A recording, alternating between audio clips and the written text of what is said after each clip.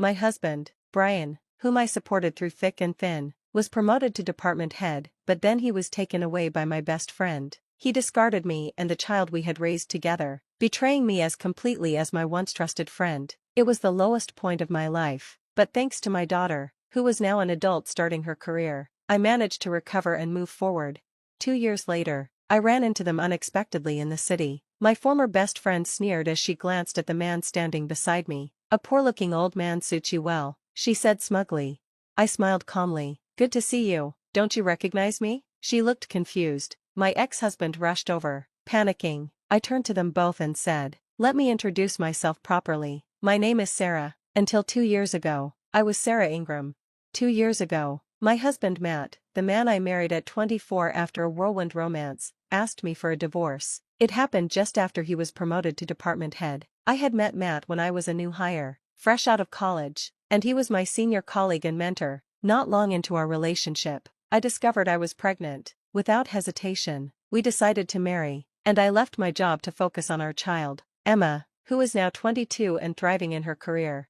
I had thought I could finally enjoy the second half of my life with Matt. With Emma grown and independent, we'd have more time for each other, but that hope was shattered on the day Matt came home wearing a distant expression. I had prepared a special dinner to celebrate his promotion. When he sat down, he avoided my eyes. "We need to talk," he said gravely. My heart sank, but I tried to stay optimistic. Maybe he wanted to talk about our future now that his career was stable. I had imagined he might thank me for my years of support or even surprise me with plans for a vacation. Instead, his words cut through me like a knife. "I want a divorce. I've fallen in love with someone else." I was stunned. 4 years, I had supported him, raising Emma largely on my own while he chased his ambitions. I believed him every time he said he was busy with work dinners or business golf. I hadn't seen any signs of his betrayal. My life revolved around our family, and I thought I could rely on his gratitude and loyalty. But instead, Matt left me for my best friend. They both betrayed the trust one had placed in them. Alone and heartbroken, I struggled to rebuild my life. It was Emma who kept me going, her strength and determination inspiring me to move forward. Now, 2 years later, as I stood face to face with them in the city, I felt nothing but calm. The man next to me, a kind and supportive partner, smiled as I introduced myself anew. My ex-husband and former friend looked shaken, but I was unbothered. I had already reclaimed my life. I chose not to complain and supported Matt from behind the scenes. I had witnessed firsthand the challenges he faced after our unexpected pregnancy and my decision to resign from work. One of Matt's superiors once said, "He's a rookie with a slow work pace, but he sure knows how to get a woman pregnant fast." That stung both of us deeply. Matt faced constant criticism, and not all of our colleagues supported our decision to get married. Despite this, he endured the judgment and worked tirelessly to prove himself. His dedication eventually paid off with an early promotion to department head. I wanted to ensure his success reflected well on both of us. I went out of my way to choose thoughtful gifts for his bosses and their families, even when it took extra effort. At company events, I smiled politely, aware I was being judged for leaving work early or stepping away from my career. I didn't mind. I did all of it because I believed in him and wanted to see him succeed. But rather than thank me for my unwavering support, Matt delivered the ultimate betrayal.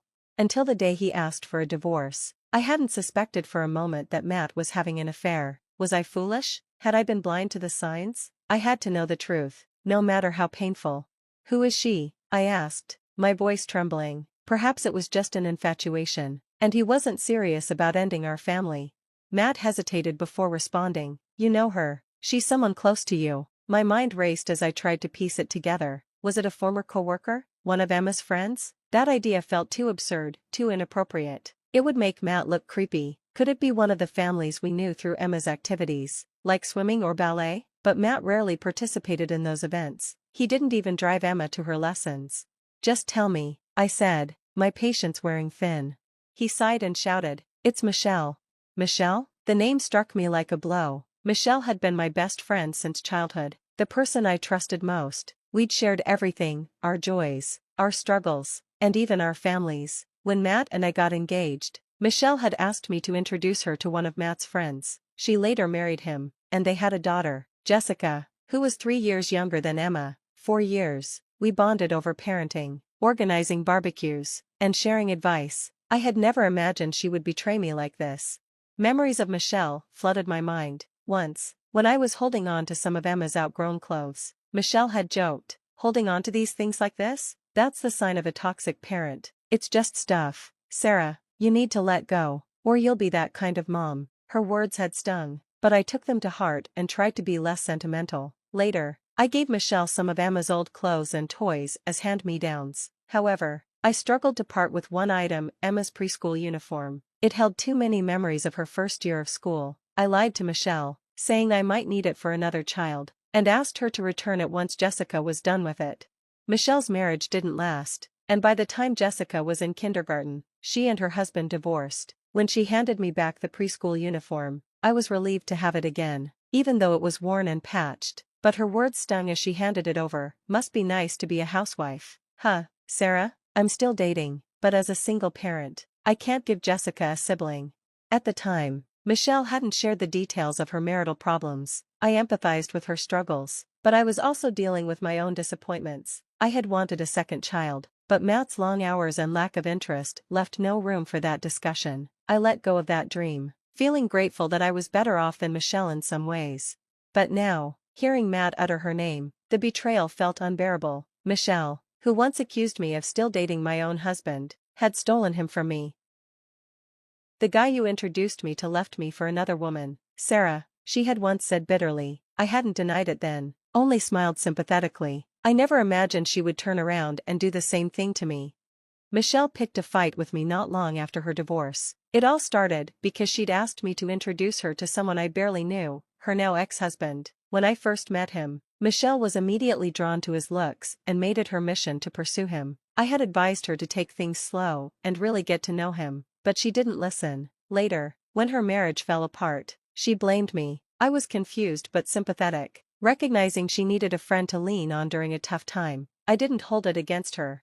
After her divorce, I tried to support Michelle and her daughter, Jessica, however I could. I even registered as Jessica's emergency contact at her daycare. If Jessica got sick and Michelle couldn't leave work, I'd pick her up, take her to the doctor, and look after her until Michelle was free. I adjusted my part-time work schedule to be there for Jessica when she started middle school, as she spent afternoons at my house instead of daycare. It wasn't easy, but I wanted to help.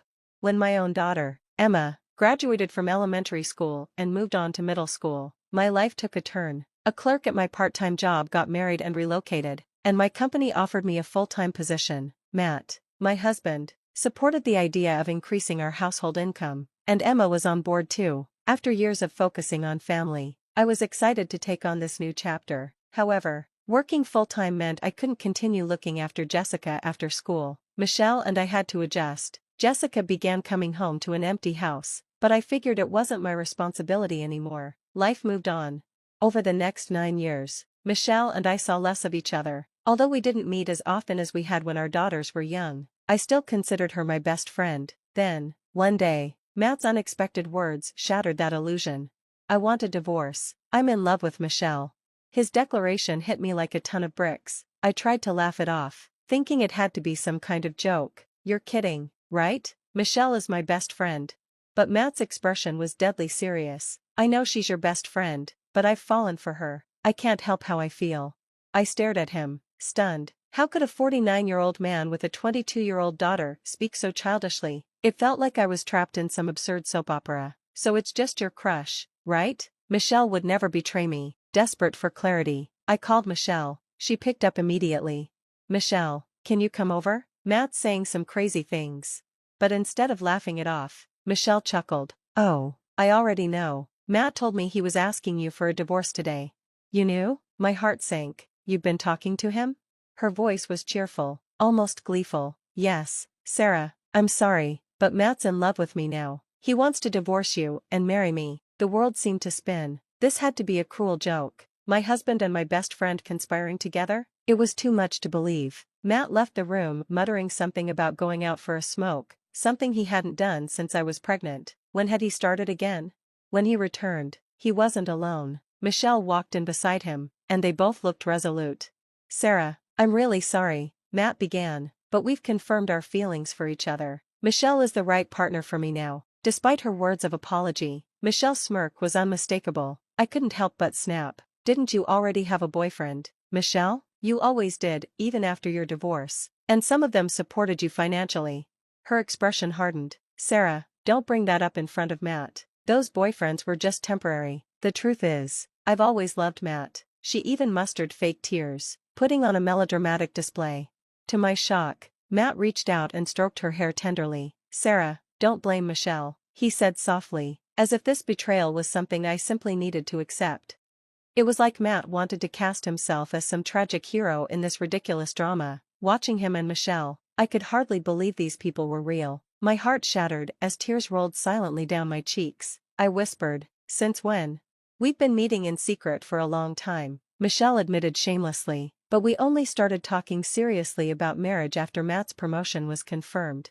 I felt like a fool. I had trusted them both, and now it was clear they had been betraying me behind my back. Michelle must have seen Matt's promotion as an opportunity to improve her own life and latched onto the idea of marriage. Her arrogance was unbearable. So now that you know, hurry up and divorce him already, she said, smirking. Her attitude made my tears feel ridiculous. I forced myself to respond, fine, I'll divorce him, but I couldn't resist asking, what about Jessica? Does she know? Don't ignore your daughter's feelings. At the mention of Jessica, Matt's face briefly registered guilt. He dropped his gaze. Jessica turned 18 and moved out. She's no longer my responsibility, he muttered. Then, astonishingly, he added, it's probably your fault she turned out so defiant, considering how much time she spent with you. Their callousness was staggering. I hadn't spoken to Jessica in some time, so I hadn't even known she had moved out. When Matt produced the divorce papers, with Michelle's signature already on the guarantor section, I couldn't muster the energy to argue. Seeing that grotesque document, I agreed to the divorce on the spot. Matt packed his things and moved out to live with Michelle. I never thought Michelle would have the audacity to treat my husband like one of my daughter's hand-me-down clothes. Yet here we were. When Emma returned from her business trip the next day, I told her everything. Her reaction was sharper than I expected. That man isn't my father anymore, she said firmly. And Michelle? She's the worst person I've ever known. Her words startled me, but I saw how strong Emma had become. I had worried she would be deeply hurt, but she handled the news better than I had imagined. Even so, her anger burned hot. Have you talked to Jessica? I asked. I'm worried she might be struggling. Mom, stop worrying about other people and start thinking about yourself, Emma said, her eyes brimming with tears. Seeing her so raw and vulnerable, I realized she had suffered more than she let on. I hugged her, something we hadn't done in years. I vowed to be a better parent, someone Emma could truly be proud of. 2 years passed without a word from Matt or Michelle. Emma thrived in her new independence, and we saw no reason to reach out to her father. Michelle had moved far away after marrying Matt, and our paths never crossed until one fateful evening. After attending a play, I ran into them in the city by chance. Our eyes met, and I couldn't avoid them. Michelle's mocking voice cut through the air. A poor-looking old man suits you, she sneered, glancing disdainfully at the man beside me. I didn't take the bait. I had just enjoyed a lovely evening with my new boyfriend, Jonathan. He and I had been watching the play together. Instead of responding to her insult, I shot her a level look. Good to see you, Michelle. Don't you recognize him? Michelle's smug expression faltered, and she stared at Jonathan in disbelief. Matt looked equally stunned. Wait, you're Jonathan? Matt stammered. Jonathan had been Matt's senior at the company, mentoring him when he first started. He had once taken the fall for a mistake Matt made, which had cost Jonathan his job. I hadn't known this back then, but we reconnected recently through a mutual acquaintance. That's how we had started dating. Michelle's face twisted as she remembered. I had once introduced Jonathan to her as a potential partner, but she had rejected him, saying he was too old and not stylish enough. Now, Jonathan looked different, his appearance more polished and refined. Michelle's disdain for anything understated had blinded her to his true worth. Jonathan spoke calmly but firmly. Relax, Michelle. It's not a big company, and my income isn't huge, but starting my own business worked out for the best.